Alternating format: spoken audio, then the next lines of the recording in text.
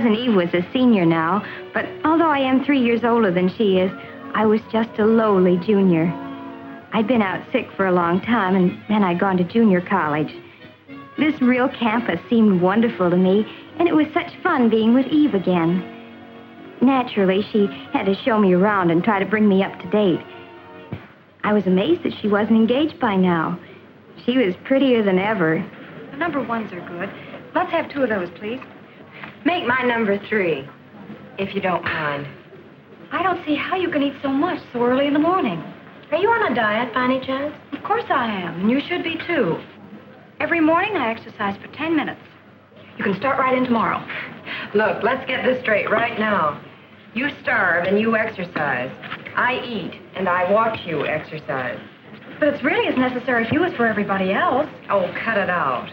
I wondered why Eve and I seemed different now, and I ended up by deciding that she was still the same attractive Eve, full of life, but a little self-centered and a little apt to push people around.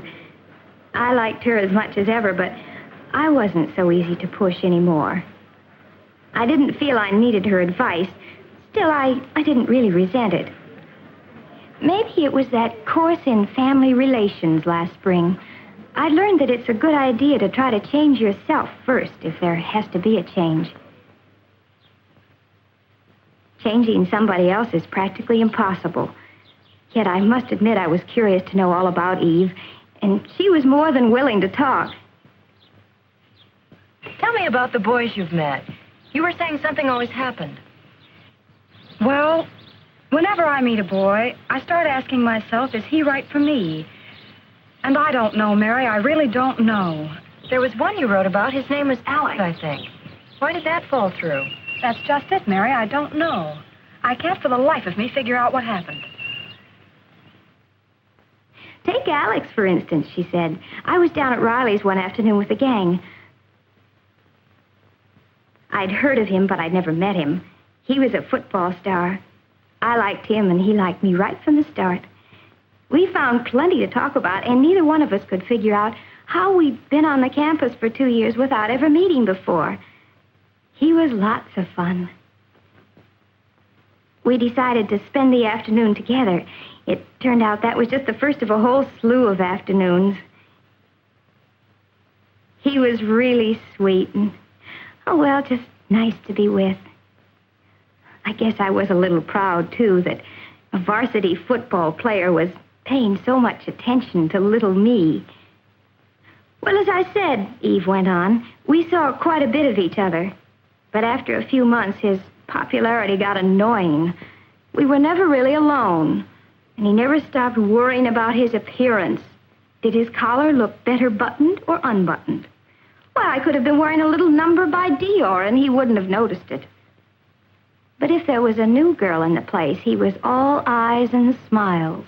It wouldn't make any difference what she looked like as long as she had some simpering crack to make about how well he'd played on Saturday. I began to catch on that those forward passes could be used 2 ways. And finally, I had more than I could stand, and I told him exactly what I thought of him. He didn't take it as well as he took compliments. Said I didn't appreciate the importance of his career. Career, indeed. Who ever heard of a wolf with a career? And then there was Arthur. Arthur was different. Awfully nice, but awfully different. The gang called him the brain because he was such a whiz at math. And he was always ready to help a friend.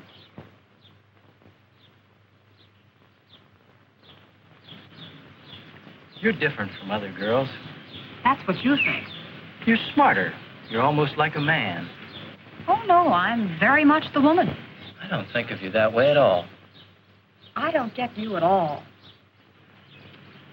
I know. You think math is exciting, but you really ought to get yourself straightened out. You'd be surprised how many things are just as exciting as math. Now, really, you don't think there's anything wrong with me? Oh, forget it. I've got to go now. We'll talk about it some other time. But there never was another time, said Eve.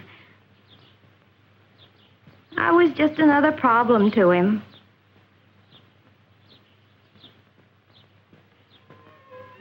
And then there was Steve. Steve was Eve's boyfriend for a whole spring term. He was cute, she said, and really romantic. He had his own workshop where he made boats and things. Eve used to come by to pick him up after her classes were over. Come on, Steve, they're waiting for you. Oh, I don't know, Eve. Why can't we just hang around here for a while today? You can help me paint, and we can listen to some good music. It'll be fun. Is that your idea of fun? I want to be with people. Oh, What's wrong with that, Steve? nothing. Oh, come on, you'll have a good time. Hurry up and get on your shore. He never wanted to leave that old carpenter's shop. I tried to get him out once in a while, really I did.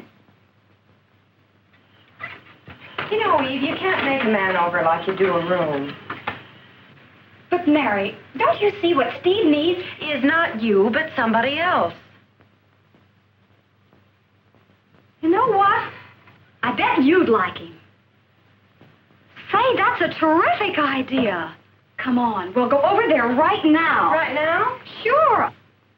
I thought it might be good to see some of these boys for myself. Besides, Steve sounded nice, and I thought I'd better begin to make some friends on the campus. Sure enough, we found him at the old stand, lost in thought and a pleasant job. It didn't take long to get the introductions over. Steve asked us in. It seemed like a nice place with a real atmosphere of its own, but evidently not one that Eve liked especially. But Eve is like that, jumpy, full of energy. She never could sit still for long.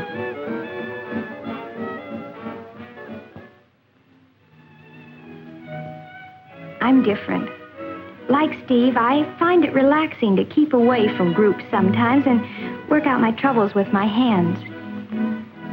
Steve and I got along well together, though I could see he wondered how a friend of Eve's could be like me. He'd been thinking there was something wrong with him because he couldn't dance to Eve's fidgety tune. As a matter of fact, Steve was not the boy for me either, even though I liked him a lot.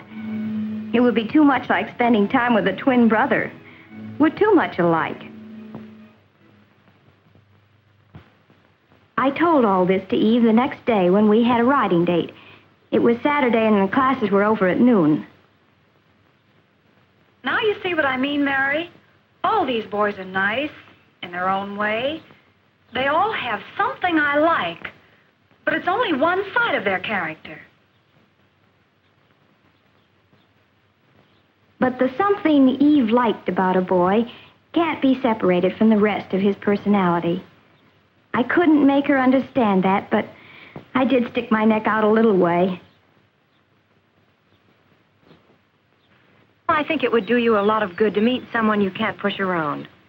You mean someone who pushes me around? No, I don't. I mean someone who's not afraid of you.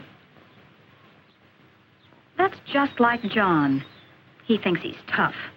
I can't stand the sight of him. You're sure about that, Eve? Well, here's what happened last week.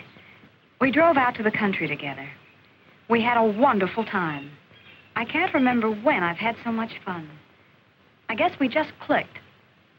Then, just as we were getting to know each other better, he says, "Let's go home." Was I mad? Here I was thinking he really cared, and he does a thing like that. But why did he do it? Oh, well, you see, it wasn't his car. He promised his friend he'd be back with it before 6. Now, look, Eve, you can stay if you want to. I'm not going to keep George waiting. So George is more important to you than I am, is that it? That's not the point. George can do without the car for once. If you really cared about me, you'd stay, George or no George.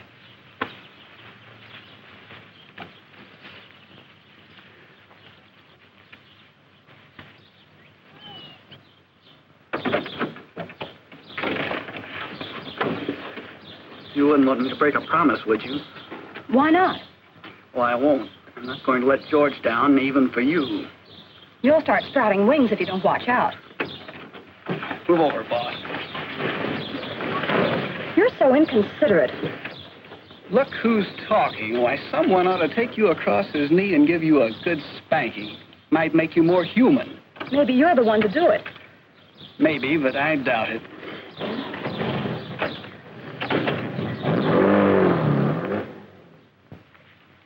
sounds like the best of all. Are you serious? Why? You know you were wrong. How do you make that out? Well, just think about it for a second. What were you asking him to do? Prove that he liked me? What's wrong with that? That would never satisfy you. Why not? Well, that's not what you really wanted. Well, what was it then? You wanted him to do what you told him to do. That's what you always want, Eve. That's terrible. I thought I'd gone too far, but now that she knew what she was doing, she could decide for herself if she wanted to change. That's always the hard thing to learn, that if any change is possible, it must be changing yourself. You have to take other people as they come, or else leave them alone. I started thinking about Eve's boys. They had the same problem. Steve liked Eve, and he liked his hobby, too. But he couldn't have both. It would be easier to find a girl who liked staying at home. While Arthur probably needs some help in order to change. Alex had already solved his problem. A girl who isn't always competing with him for first place. She's not as attractive as Eve, but she thinks it's wonderful that he's so wonderful. She's right for him. And John? Well, boy meets girl, boy loses girl. Maybe boy knows what he wants and on what terms. This girl doesn't know yet, but she's doing her best to find out. Every little experience, even the unpleasant ones, helps me know a little more about myself. And that's the first step. There are some things about me that I can't change. And those are the things that some man will have to live with for the rest of his life. So I'll pick him with those things in mind. I hope he'll do the same for me.